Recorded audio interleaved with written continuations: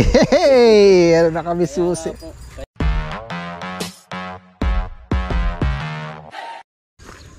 Nagdidilig si Ano ngayon dito sa farm sa okrahan. At ang sabi niya sa akin, papatabaan daw niya. Siguro sa susunod na patubig na kasi masyado pa silang bata eh. Oh. Hindi pa nga lumulusot yung iba.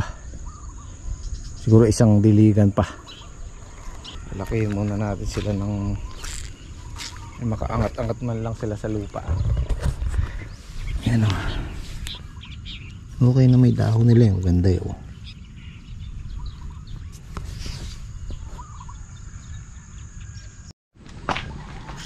Wala si Anong eh. Tara.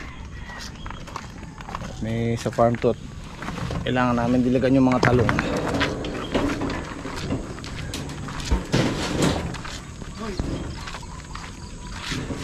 Paluban may kay. Idos. Bukla may panyo.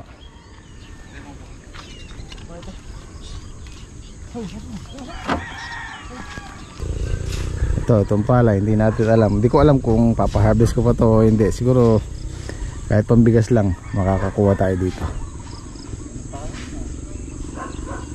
Wala, ay nabitin sa tubig, hindi na alagaan sa tubig. Kasi yung irrigation hindi dumating. Pero nung magtatanim kami, sawa-sawa sa tubig. Gumamit naman kami ng diesel, ng water pump. Malaking gastos. Mas lugi lalo. Tara. Huwag palis mong gaganit siya, ganit o. Makakalingwang ke. Hindi na makita. Magpapasundo kami ng kasi wala silang masakyan. Papasundo kami ng tricycle doon. 300. Mag seatbelt ka nyo.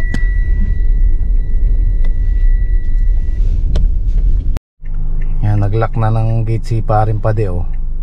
Hindi na nakasusi ganyan niya. Oo. At least siya na mismo naglock. Sabihan mo kang kuyang balik na. Kuyang pakibalik mo.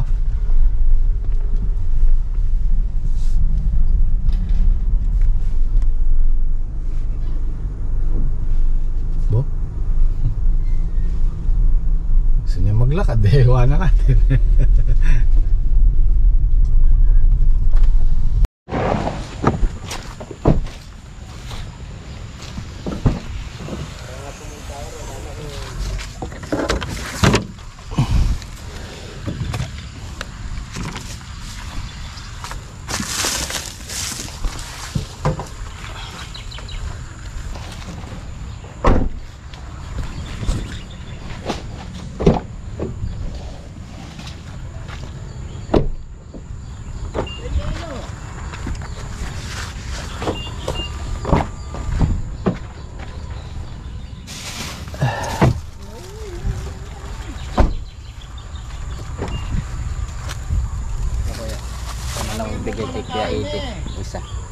May padlock na talaga.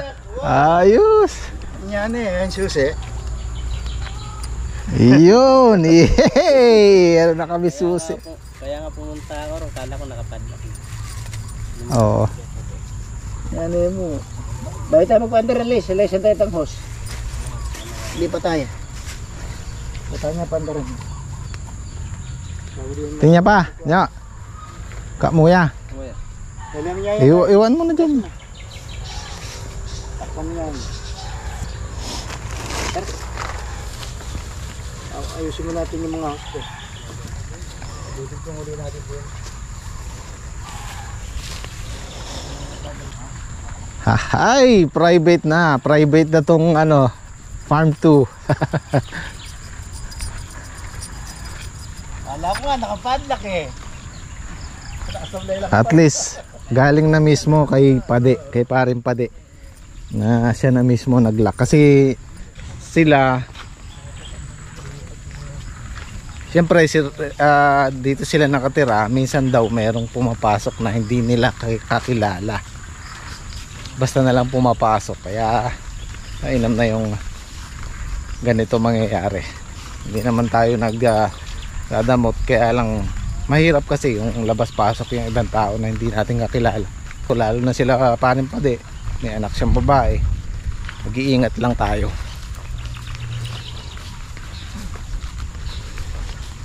Ayan, didiligan natin yung naunang talong. Tapos mag-i-spray tayo sa ampalaya. Kahapon sana, kaya lang naubusan kami ng oras tsaka walang gasolina. Mamayang hapon ang spray. Ang hali na eh.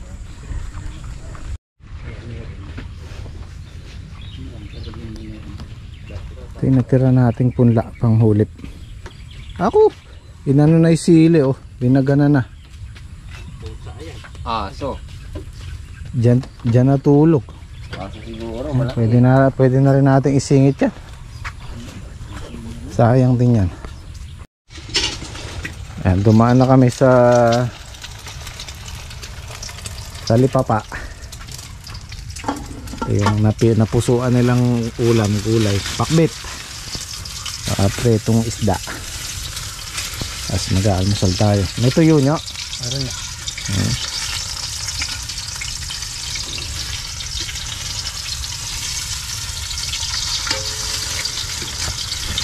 So, ano to? yung baboy. Ay, baboy.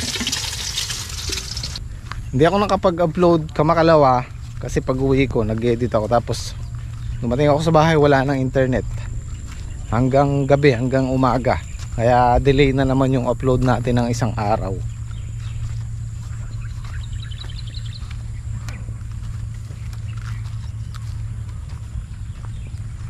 Ay siguro yung susunod nating pitas medyo aatras tayo ng konti.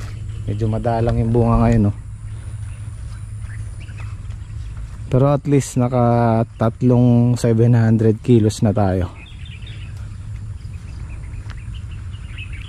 Hindi kagaya nung mga nakaraang bago tayo mag-harvest. Kikita mo talagang makapal dito sa gitna. Ay medyo madalang na.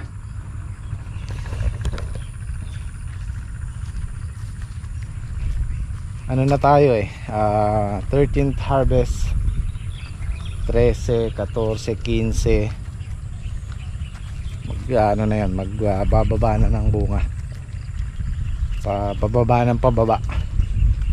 Yung 10, 8 siyam 10 yung kalakasan yun. So siguro yun na yung pinaka ano niya, pinaka peak niya, pinaka malakas niyang bunga, yung 700 kilos. Hindi man natin nakuha yung pangarap nating 1 tons, pero at least hindi tayo bumababa sa 600-700 kilos kada harvest. Luto mo naman din. Nanulan tuyo rin.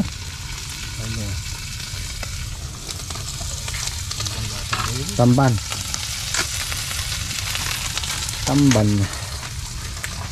Meron tayong chowpan. Diba?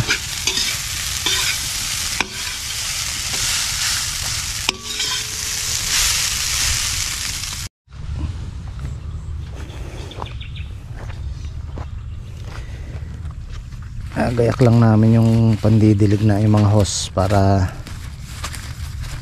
makapag-almusal, tapos papaandar na lang tayo mamaya. Ayun, medyo nakaangat na sila sa tudling. Pwede na ulit patabaan yan ng nitrogen. Iyon o, ang ganda. Ayan, medyo naninilaw sila o. Kailangan nila ng nitrogen.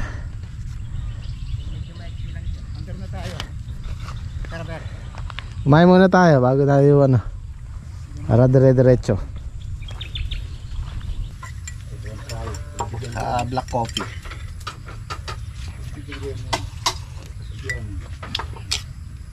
Kayo bang dalawa talagang uuwi na?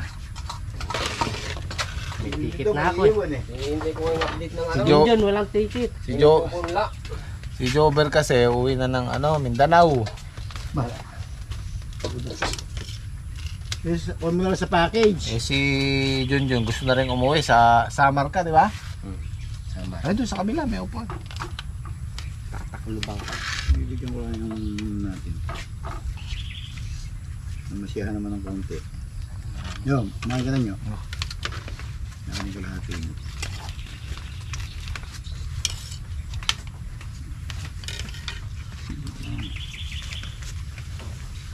Ano po? Wala, nakaharap naman ako. Sobra pa nga yung sinangan mo yun. Hahasilin mo pa yan, no?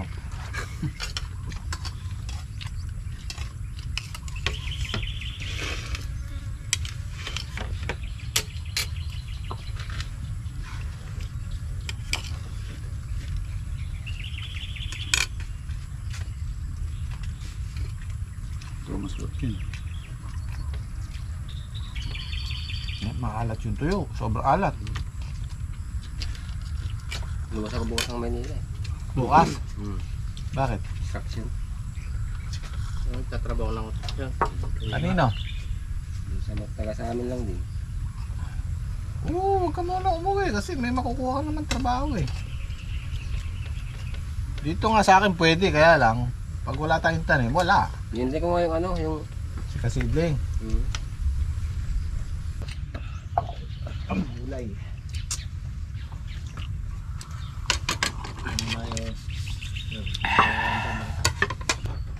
Yung nabili nating ano nyo, dagdagan mo ng bagong pitas na okra ang palaya, tapos may talong tayo dito, yung mga gagawin natin pakbit para fresh, you know.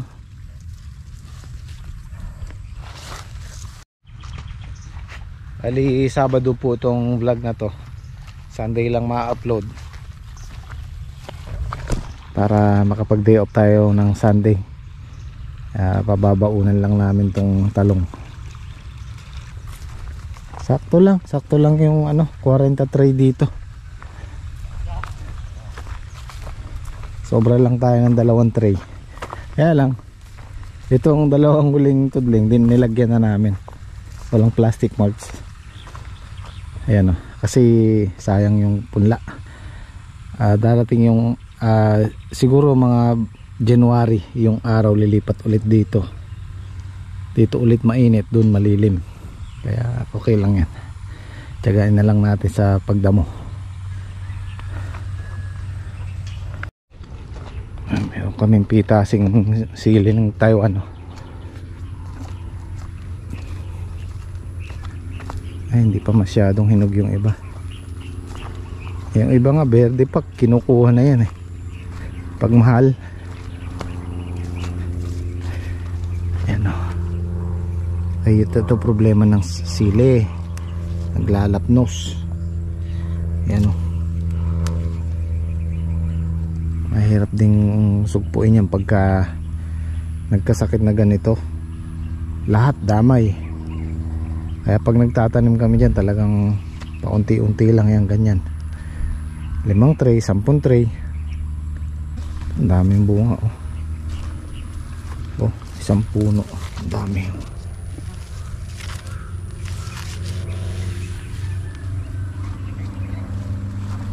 Isang bundle din yan. Tapos December tamaan natin ng 1,000 isang kilo. Isang bundle 10,000. Baka sakali lang, at least nandyan na yan.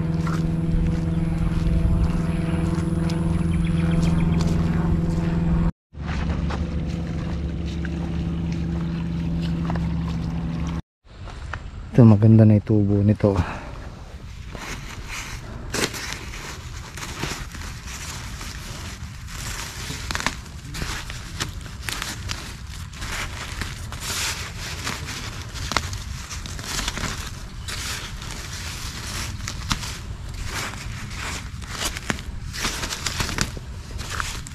Mga sanga na sila. Ang bagong sanga.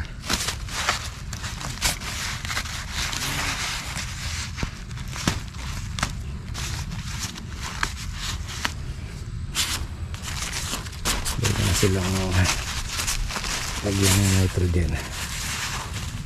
Sa bagay, yung nilagay namin dito calcium, may nitrogen din naman yun.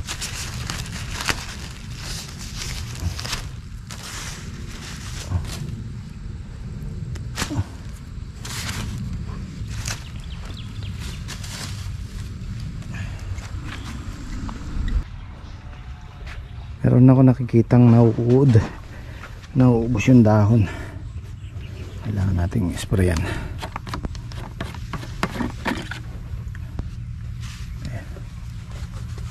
Marami pa siyang gas nyo.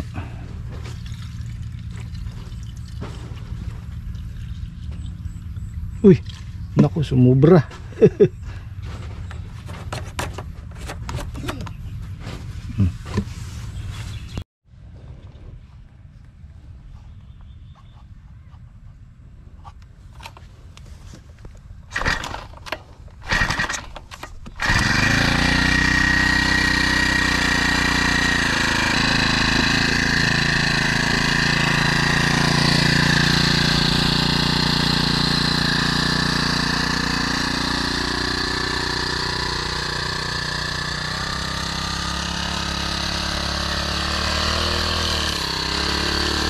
Yan, okay na yan nyo.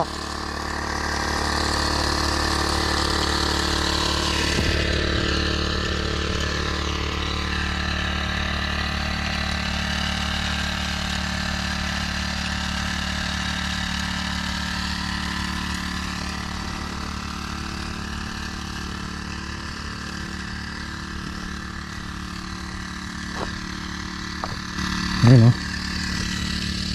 Kain yung dahon nila. Nauod. Ay, saktong isang karga na ko, hindi pa yata abot. Isa mo nyo. Uy, biting ka pa dyan.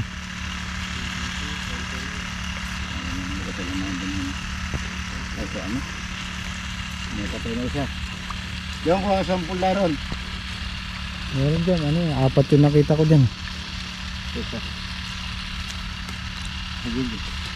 Yan, magdala ka sa pula ha. Umabot. Sakto lang. Yun, mamaya makita mo pagkatapos nating magdilig. Tsaka ulan. Makulimlim eh.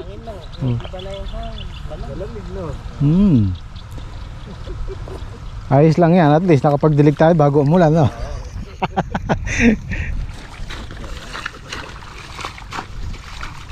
Madali lang namang patubigan eh, basta napag-aralan mo yung flow ng lupa. Alam mo kung saan mo itututok yung hose, dire-diretso na. Yan.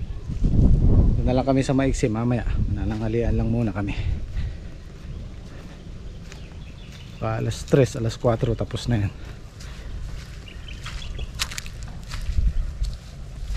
Ayun, nanariwa yung mga nadilig, ano.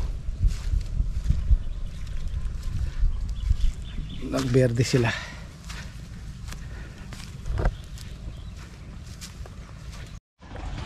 Yan tayo. Ba talagang may sili ka agad ah. Di ba? Masarap, gulay. Saka yung pretong isda. Gulay. Best nito, best.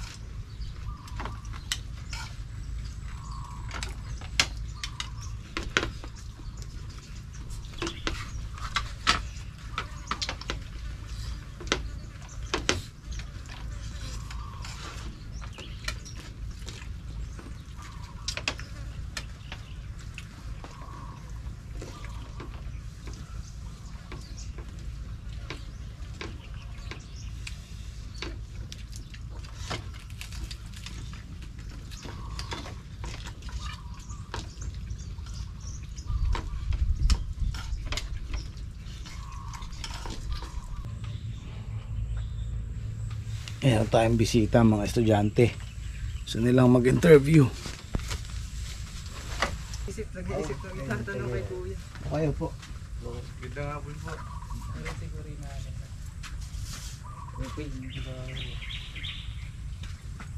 Estudyante kayo sa Gapan po.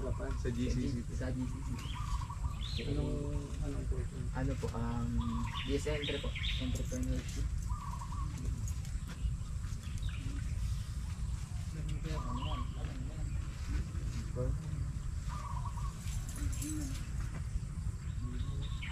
Pwede nyo na interview si Kuya Olan. Oo.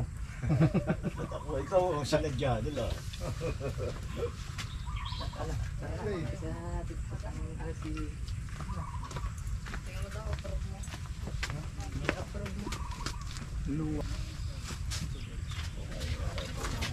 Asa may talent fee ako eh. Kaya nyo naman, ilan ba kayo? 6. Wala tayo. Isang libo kayo, pwede na. 10,000 yung talent fee ko eh. Kaya ba? Hindi po. Hindi, joke lang yun. Magpakilala muna kayo. Pakilala kayo. Pangalan mo? Ako po si Clarence Jimbo. Ako po si John Vincent. Tsaka sila? Sila po, tagagapan po sila. Okay lang, kasama kayo sa video o aalisin ko? Sige po. Depende sa inyo. Pakilala kayo, baka kayo mag-i-interview, nahihiya kayo. Pangalan yun, nahiya pa si Lourdes.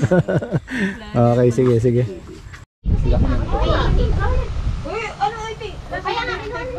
Okay na sila sa interview.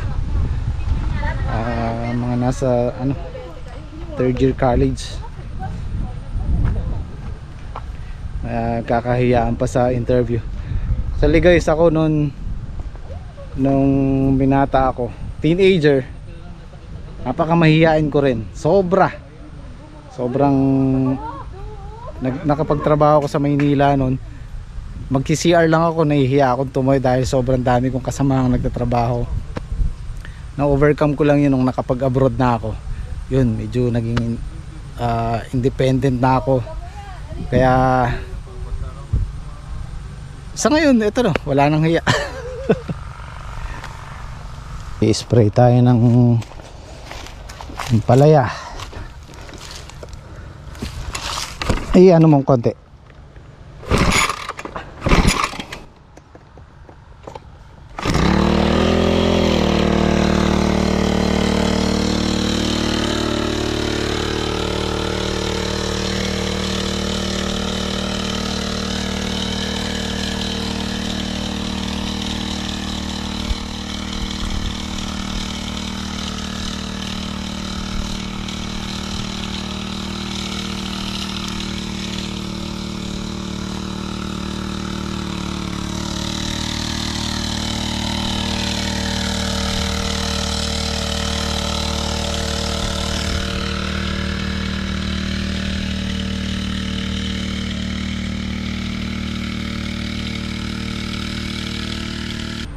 Okay na tayo dito. Pwede tayo mag day off ng Sunday. Kapag patubig na tayo, i-spray sila ng ampalaya. Day off. Pahinga. So hindi ko alam kung makakapag-upload pa tayo mamayang gabi kasi nag-chat si Mrs. Meron daw nalagot na wire dun sa tapat ng bahay namin. Baka yung sa amin lang ang walang internet. So pag uwi ko, wala pa rin. Pumunta tayo kay paring Reggie.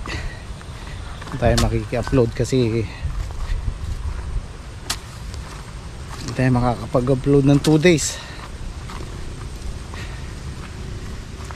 Marami dyan sa inyong nag-aabang, yung mga abangers dyan, shout out. Gawa po tayo ng paraan para pag-upload. Pero sana pag uwi ko mamaya meron na. Uwi tayo maaga. Okay, alas 4. Let's go. Sabado nights, no nyo? May sili, hindi pa namin naitanim. May Monday na siguro yan. At least okay na yung mga halaman natin. Pwede nang iwanan ng isang araw.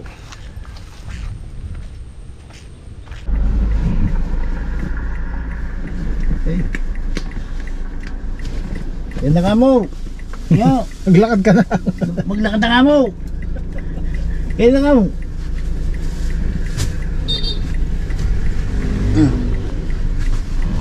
Ba't dyan kayo?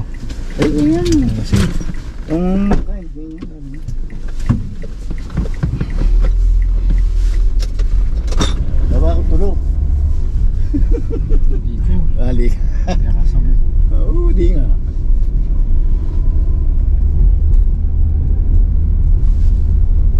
kay bitang friends nyo. Yung baba.